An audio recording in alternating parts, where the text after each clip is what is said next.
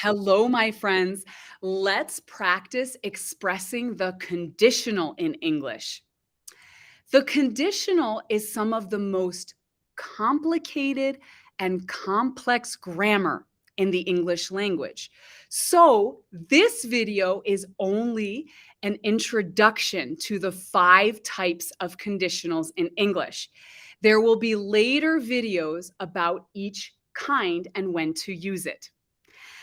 Also, because this is a complicated topic, for fun, my cat Olibol will help explain some of the situations in which we can use the conditional.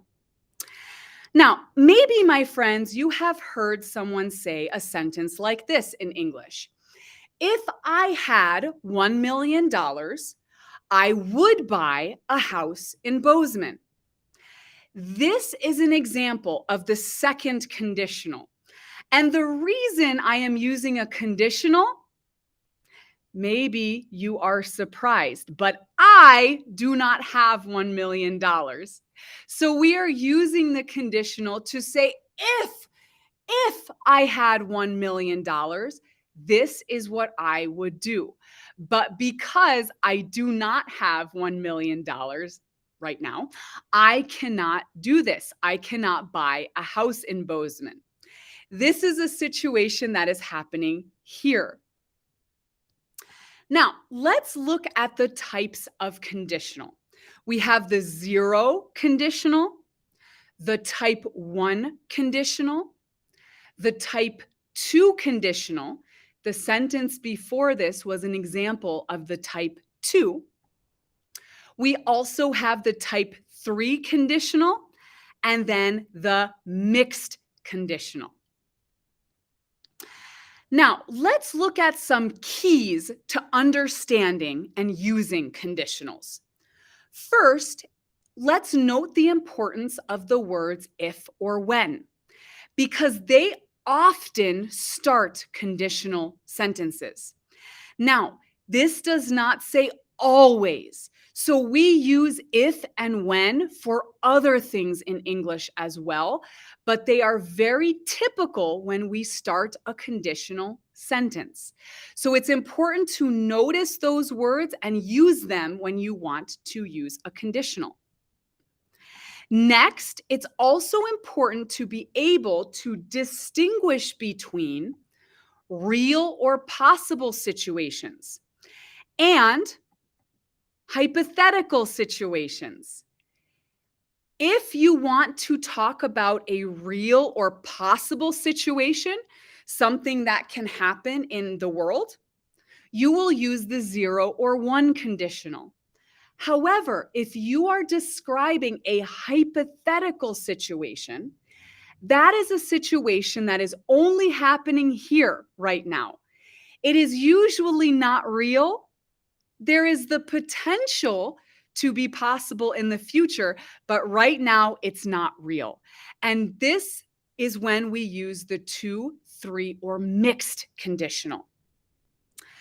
Next, of course, practice, practice, practice. What do you want to say? Think about the meaning and then look at the grammar to use it with the conditional that you want. Finally, my friends, this is very confusing with the conditional because the conditional uses many different verb tenses, but not in the typical ways that these verb tenses are used. For example, the type 2 conditional uses the simple past, but the ideas that these sentences express are not in the past, but we use the simple past to make the structure of that conditional. So before we start learning about the 0, type 1, type 2, type 3, and mixed conditional, it's good to practice the verb tenses you will need to build your conditionals.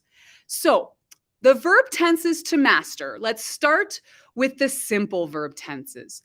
We have the simple present. The simple present is used with the 0 and 1 conditional.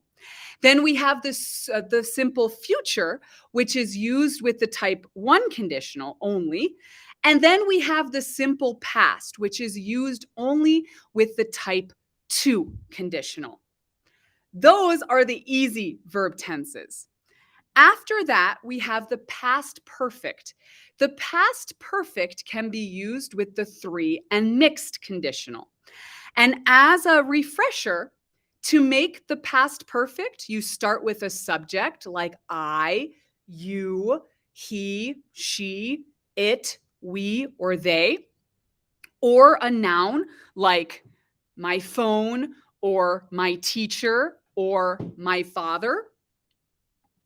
Then you always use had as the helping verb with this verb tense.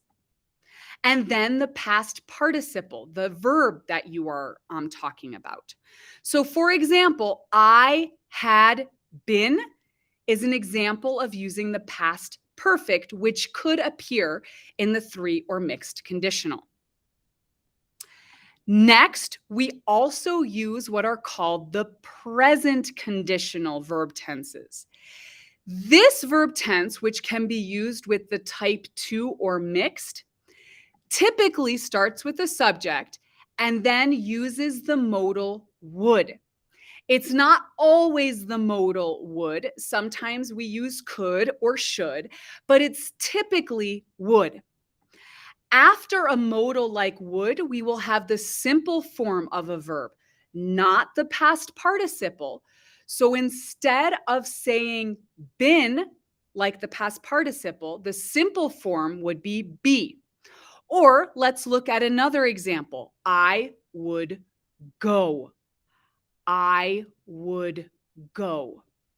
This is an example of the present conditional. It uses would to express a conditional nature. Next, we can also make what is called the present continuous conditional. This one is only used in the type 2 conditional, and it is not as common as using the present conditional. But let's practice it anyway. If you want to make the present continuous conditional, you will start with the subject. Then again, you use a modal, quite often would. Then you are using be, because if we have a continuous or progressive tense, we will use be as the helping verb, and then the verb with ing. So here is another example. I would be traveling.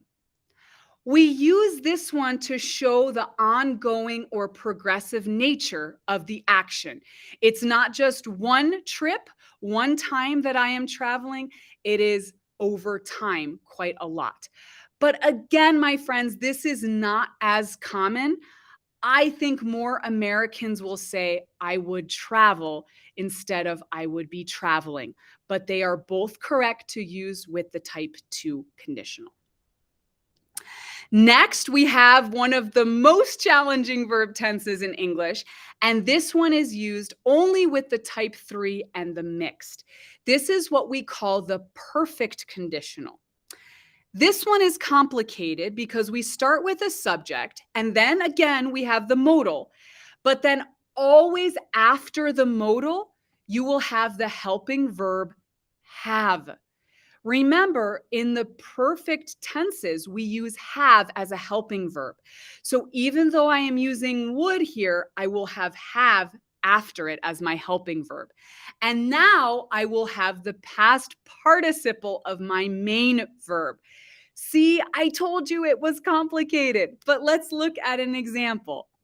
I would have been. Okay?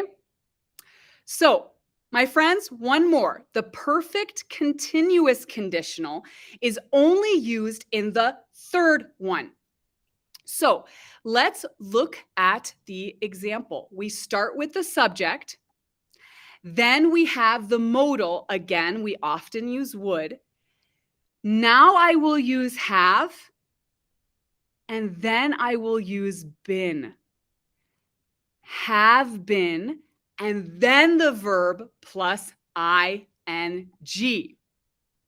So then an example sentence would be, I would have been living. Wow, if you count, this verb tense requires at least 4 verbs.